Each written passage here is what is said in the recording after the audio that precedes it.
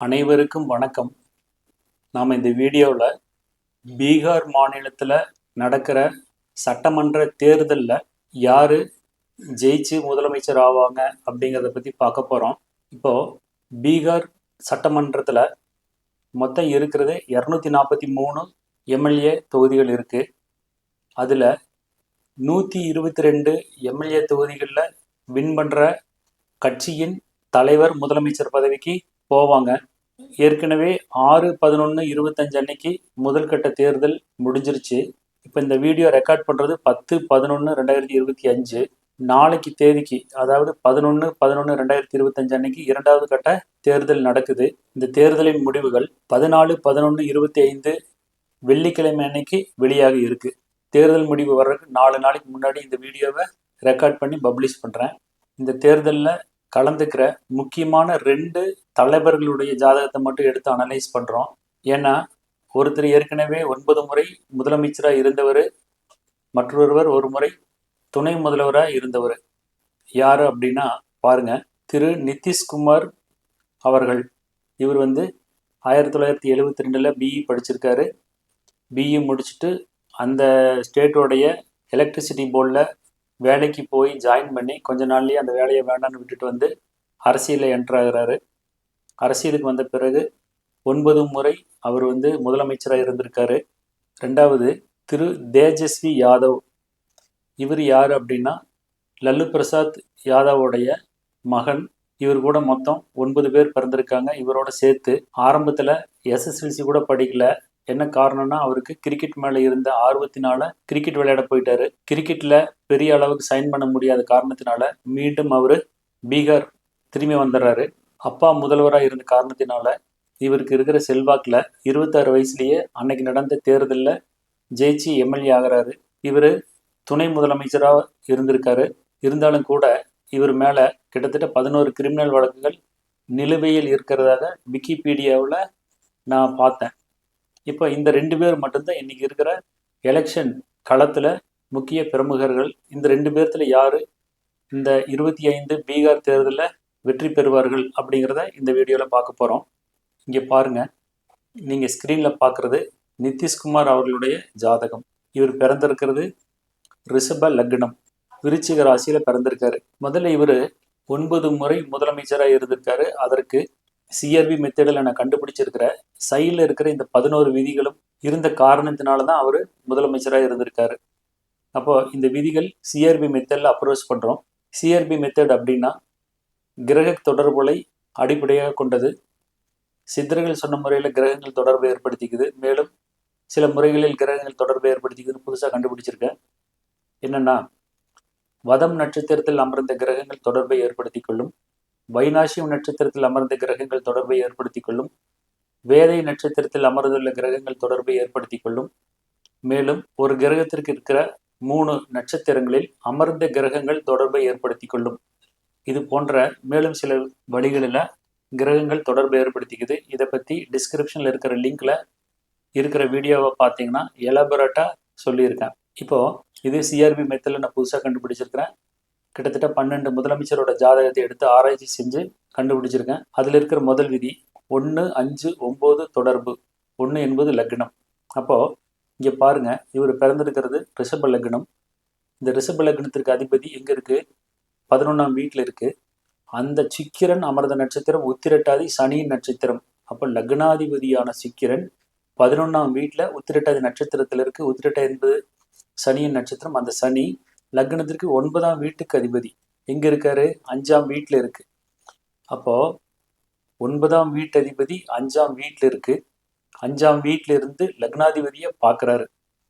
இந்த ஒரே முறையில், அதாவது ட்ரையாங்குலர் மெத்தடில் 1, 5, 9 கனெக்ட் ஆனதை பார்க்க முடியுது. 2, 9, 10 தொடர்பு. ரிஷப லக்னத்திற்கு 9ஆம் வீட்டு அதிபதியும் 10ஆம் வீட்டு அதிபதியும் சனி ஆனதுனால இங்கே இருக்கிற 2வது விதி பொருந்தி வருது. ரூல் 3, 6, 7 தொடர்பு. இங்கே பாருங்க, ரிஷப லக்னத்திற்கு 6ஆம் வீட்டு அதிபதி சுக்கிரனும் 7ஆம் வீட்டு அதிபதியான செவ்வாயும் மீனத்தில் ஒன்றா இருக்காங்க. அதனால தான் இப்படி ப்ளூ கலரில் பாக்ஸ் போட்டு காட்டியிருக்கேன். ரூல் 4, குரு சந்திரன் தொடர்பு. இங்கே பார்த்தீங்கன்னா ரிஷப லக்னத்திற்கு 8, 11 கூடிய குரு 10ஆம் வீட்டில் இருக்குது.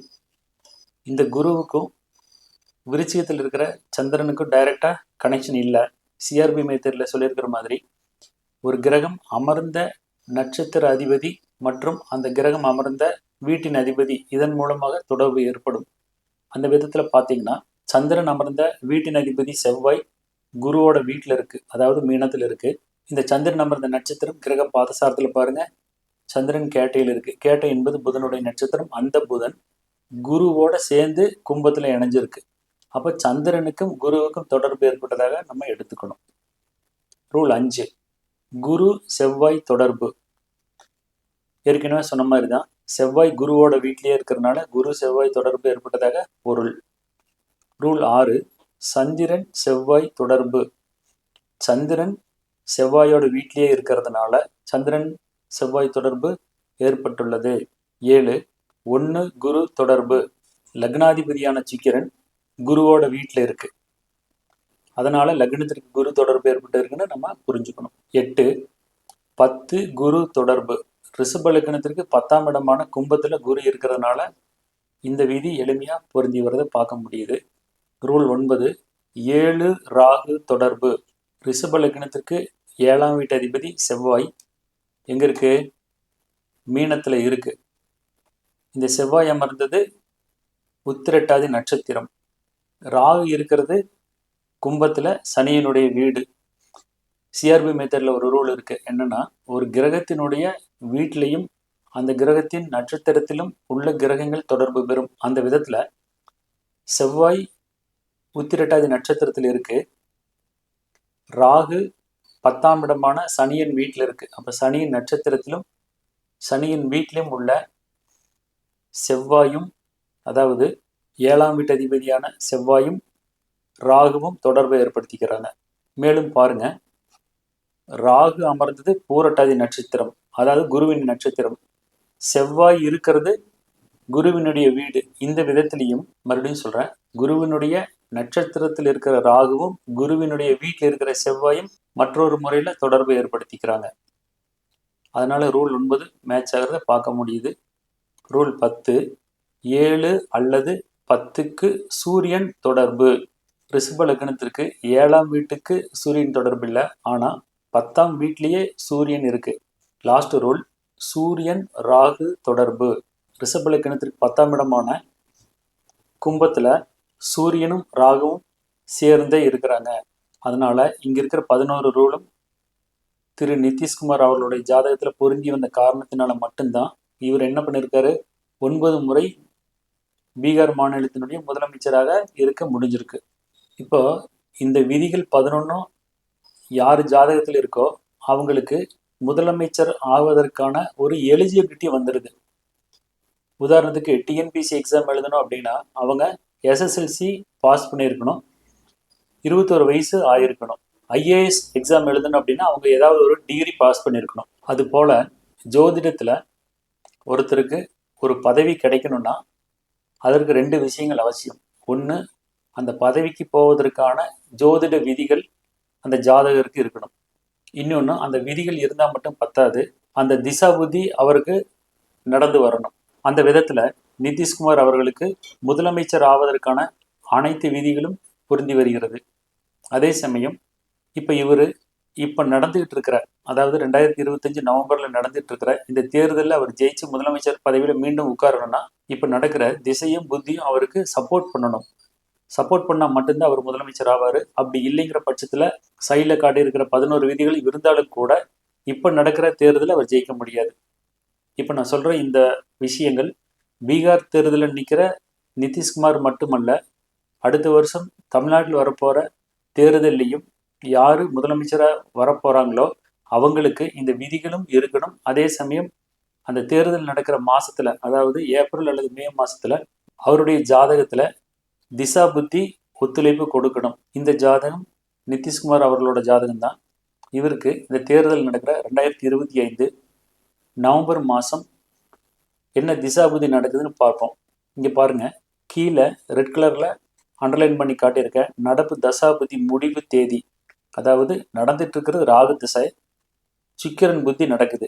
இப்போ இந்த ராகு திசை சுக்கிர புத்திக்கு எப்படி பலன் எடுக்கிறதுன்னு முதல்ல பார்ப்போம். இந்த ராகு ரிஷப லக்னத்திற்கு 10ஆம் இடமான கும்பத்தில் இருக்கு. கும்பம் என்பது ரிஷப லக்னத்திலிருந்து 10ஆம் இடம். ஒரு திசை 10ஆம் இடத்துல இருந்து நடக்கும் பொழுது அவருக்கு பட்டம் பதவி யோகம் கிடைக்கும்.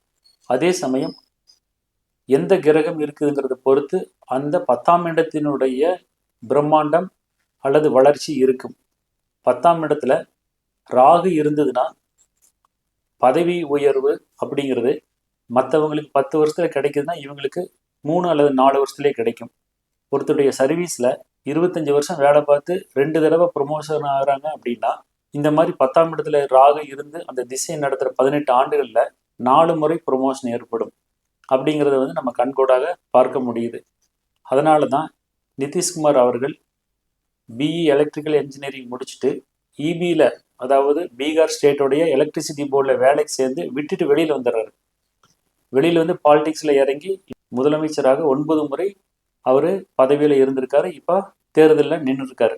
அப்போது ராகு 10ஆம் இடத்தை இண்டிகேட் பண்ணுது. ஒரு ஜாதகத்தில் திசை மற்றும் புத்தி 10ஆம் இடத்திற்கு இண்டிகேட் பண்ணுற காலத்தில் அவங்களுக்கு பட்டம் பதவி யோகம் நிச்சயமாக கிடைக்கும். ஒருத்தர் என்ஜினியரிங் முடிக்கிறாரு, 22 வயசில் அவருக்கு வந்து 10ஆம் இடத்துக்குடையனுடைய திசையோ 10ல் நின்றவன் திசையோ அல்லது 10க்குடைய கிரகத்தின் நட்சத்திர சாரத்தில் அமர்ந்த கிரகத்தின் திசையோ நடந்தா அப்பா படித்து முடிச்சுன்னா அவருக்கு வேலை கிடைக்கும். ஒருத்தருக்கு படித்து முடிச்சு 10 திசையோ 10ல் நின்றவன் திசையோ 10 நட்சத்திர சாரத்தில் அமர்ந்த திசையோ வல்லினா அவருக்கு படித்து முடிச்சுன்னா வேலை கிடைக்காது. எப்படி 10ஆம் இடம் என்பது வேலையை குறிக்குதோ அதே மாதிரி தான் 10ஆம் இடம் என்பது அரசியலில் தேர்தல் நடக்கிற நேரத்தில் அவருக்கான வெற்றி வாய்ப்பை தீர்மானம் செய்யுது அப்படிங்கிறத தான் நான் இங்கே சொல்ல விரும்புகிறேன். பாருங்க, அந்த ராகு அமர்ந்த நட்சத்திரம் கிரக பாசாரத்தில் பாருங்க, ராகு பூரட்டாதி நட்சத்திரத்தில் இருக்கு. பூரட்டாதி என்பது குருவினுடைய நட்சத்திரம். இந்த குரு ரிஷப லக்னத்துக்கு 8ஆம் வீட்டுக்கும் 11ஆம் வீட்டுக்கும் அதிபதி எங்க இருக்காரு? கும்பத்துல ராகுவோட சேர்ந்து இருக்காரு. அப்ப மீண்டும் ஒரு முறை 10 அப்படிங்கிற ஒரு நம்பர் நமக்கு கிடைக்குது. மறுபடியும் சொல்றேன், திசாநாதன் 10ஆம் இடத்துல இருக்கு. திசாநாதன் அமர்ந்த நட்சத்திர அதிபதி குரு 10ஆம் இடத்துல இருக்கு. அப்ப 2 முறை 10 அப்படின்னு வந்திருக்கிறதுனால இந்த ராகு திசை 18 வருஷமும் இவருக்கு ஏதாவது ஒரு பட்டம் பதவி இருந்துகிட்டே இருக்கும் அப்படிங்கிறத நம்ம புரிஞ்சுக்கணும். இப்போ நடந்துட்டு இருக்கிறது சிக்கிரன் புத்தி என்னைக்கு வரைக்கும்? 2028 மார்ச் 1ஆம் தேதி வரைக்கும் இந்த சிக்கிரன் புத்தி இருக்கு. இந்த சிக்கிரன் ரிஷப லக்னத்திற்கு 1ஆம் வீட்டுக்கும் 6ஆம் வீட்டுக்கும் அதிபதி 11ஆம் வீட்டில் இருக்கு. 11 என்பது லாபம். லாபம்ங்கிறது எந்த வழியில வரும் அப்படிங்கிறது அந்த கிரகம் அமர்ந்த நட்சத்திரத்தை பொறுத்து இருக்கு. இப்போ லாபங்கிற இடத்துல இருந்தாலும் அந்த சிக்கிரன் இருக்கிற நட்சத்திரம் கிரக பாசாரத்துல பாருங்க, சிக்கிரன் உத்திரட்டாதி நட்சத்திரத்துல இருக்கு. உத்திரட்டாதி என்பது சனியினுடைய நட்சத்திரம். அந்த சனி ரிஷப லக்னத்திற்கு 9 மற்றும் 10க்கு அதிபதி. இப்போ சிக்கிரன் அமர்ந்த நட்சத்திரம் 10க்கு அதிபதி அப்படிங்கும்போது மீண்டும் ஒரு முறை 10 அப்படின்னு நமக்கு கிடைச்சிருக்கு. ஒரு ஜாதகத்துல ஒரு முறை 10ன்னு வந்தாலே அந்த நேரத்துல அவருக்கு வேலை கிடைக்கும், பட்டம் பதவி கிடைக்கும். இங்க ராகு அமர்ந்தது 10ஆம் இடம். ராகு அமர்ந்த நட்சத்திர அதிபதி குரு 10ஆம் இடத்துல இருக்கு. புத்தி சிக்கிரன் நடக்குது. அந்த சிக்கிரன் அமர்ந்த நட்சத்திரமான சனி 10க்கு உடையவன். அந்த 10க்குடைய சனி எங்க இருக்கு? 5ஆம் இடத்துல இருக்கு. 5ங்கிறது பூர்வ புண்ணியம். அதே சமயம் பாருங்க, இந்த சனியும் புதனும் என்ன ஆகுது? பரிவர்த்தனை ஆகுது. பரிவர்த்தனைக்கு பிறகு சனி எங்க போயிடும்? 10ஆம் இடத்துக்கு போயிடும். அப்போ நல்லா கவனிச்சு பார்த்தா ஒரு விஷயம் புரியுது. ஒரு 10 வந்தாலே பட்டம் பதவி கிடைக்கும் அப்படின்னா ராகு அமர்ந்தது 10ஆம் இடம். ராகு அமர்ந்த நட்சத்திர அதிபதி குரு 10ஆம் இடம். நடக்கும் புத்தி சிக்கிரன். சிக்கிரன் அமர்ந்த நட்சத்திர அதிபதி பரிவர்த்தனைக்கு பிறகு எங்க வந்துடுறாரு? இதே கும்பத்துக்கு வந்துடுறாரு. கும்பம் என்பது 10ஆம் இடம். அதனால இந்த ராகு திசை சிக்கிரன் புத்தி 10ஆம் இடத்தை ரொம்ப ஸ்ட்ராங்காக இண்டிகேட் பண்ணுது. இப்படி இருக்கும்போது அவர் பட்டம் பதவியில் வர்றது ரொம்ப எளிமையாக இருக்கும். கடுமையான போட்டி இருக்காது. போட்டி என்பது வெளியிலிருந்து பார்க்குறவங்களுக்கு தான் அது போட்டியாக இருக்குமே ஒழிய ஜாதக ரீதியாக இவர் எளிமையாக வின் பண்ணுவார். அப்போ எளிமையாக வின் பண்ணுவாருன்னா கூட்டணியாக இருந்தாலும் கூட தனி மெஜாரிட்டியில் இவர் வின் பண்ணுவார் அப்படிங்கிறது இவருடைய ஜாதகத்தை பார்க்கும்போது தெரியுது. நிதிஷ்குமார் ஐயாவிற்கு காம்படிட்டராக இருக்கிறது திரு தேஜஸ்வி யாதவ். இவர் ஏற்கனவே டெப்டி சிஎம்மாக இருந்திருக்காரு. லல்லு பிரசாத் யாதவுடைய சன்னு. இப்போ இவர் பிறந்திருக்கிறது பாருங்க, இவர் மேஷ லக்னத்துல பிறந்திருக்காரு, கும்ப ராசி பூரட்டாதி நட்சத்திரத்துல பிறந்திருக்காரு. அப்போ இவருக்கு 7.5 நடந்துட்டு இருக்கு. இப்போ இவருக்கு நடக்கிற திசை என்னன்னு பாருங்க. நடப்பு திசை புத்தி முடிவு தேதி, அதாவது புதன் திசை குரு புத்தி நடக்குது. முதல்ல புதனை பார்ப்போம். மேச லக்னத்துக்கு புதன் 3ஆம் வீட்டுக்கும் 6ஆம் வீட்டுக்கும் அதிபதி 7ஆம் வீட்டில் இருக்கார். இப்போ 3, 6, 7 அப்படின்னு நம்ம கனெக்ஷன் எடுத்துக்கணும். இந்த புதன் அமர்ந்த நட்சத்திரம் கிரக பாசாரத்தில் பாருங்க, விசாகம். விசாகம் என்பது குருவினுடைய நட்சத்திரம். இந்த குரு மேச லக்னத்திற்கு 9ஆம் வீட்டுக்கும் 12ஆம் வீட்டுக்கும் அதிபதி. எங்க இருக்காரு? லக்னத்துக்கு 3ஆம் இடத்துல இருக்காரு. இப்படி பார்க்கும்போது திசாநாதன் புதன் ரிஷப லக்னத்திற்கு 3, 6க்கு அதிபதி 7 இருக்காரு. அவர் அமர்ந்த நட்சத்திரம் குரு லக்னத்துக்கு 9, 12க்கு அதிபதி 3ல இருக்காரு. இந்த திசையானது 10ஆம் இடத்திற்கு சம்பந்தப்படவில்லை. புதன் திசையில இப்ப இருக்கிறது குரு புத்தி. இந்த குரு மேச லக்னத்திற்கு 9ஆம் வீட்டுக்கும் 12ஆம் வீட்டுக்கும் அதிபதி 3ஆம் இடத்துல இருக்கு. அந்த குரு அமர்ந்த நட்சத்திரம் கிரக பாசாரத்துல பாருங்க, திருவாதிரை. திருவாதிரை என்பது ராகு உடைய நட்சத்திரம். இந்த ராகு லக்னத்துக்கு எங்க இருக்கு? 10ஆம் இடமான மகரத்துல இருக்கு. இப்போ ஒரு ஜாதகத்துல 10ன்னு வந்தா பட்டம் பதவி யோகம் இருக்குன்னு ஏற்கனவே நான் சொல்லியிருந்தேன்.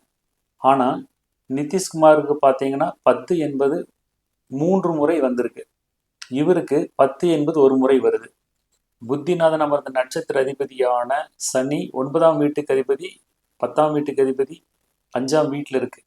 5, 9 என்பது பூர்வ புண்ணியத்தை சுட்டி காட்டும், அதாவது ஜாதகருக்கு நல்ல நேரத்தை சுட்டி காட்டுகிறது. அதே சமயம் தேஜஸ்வி யாதவுக்கு நடக்கும் புத்தியானது குரு 12க்கு அதிபதி, 9க்கு அதிபதியாக இருந்தாலும் அவர் 12க்கு அதிபதி விரயத்தை காட்டுகிறது. அந்த குரு அமர்ந்த நட்சத்திரம் லக்னத்துக்கு 10ஆம் இடத்துல இருக்கிற காரணத்தினால 2 பேர்த்துக்கும் 10 சம்பந்தம் இருந்தாலும் கூட நிதிஷ்குமார் அவர்களுக்கு 10 என்பது 3 முறை வந்துள்ளது. எனவே முக்கிய போட்டியில் உள்ள இந்த இருவரது ஜாதகத்திலும் நிதிஷ்குமார் அவர்களுக்கே கிரகங்கள் 10ஆம் இடத்தை தொட்டு காட்டும் காரணத்தினால் இந்த தேர்தலில் வெற்றி பெறுவது நிதிஷ்குமார் என்பதில் எந்த ஐயமும் இல்லை என்பதை கூறி இந்த பதிவை நிறைவு செய்கிறேன். திருச்சிற்றம்பலம்.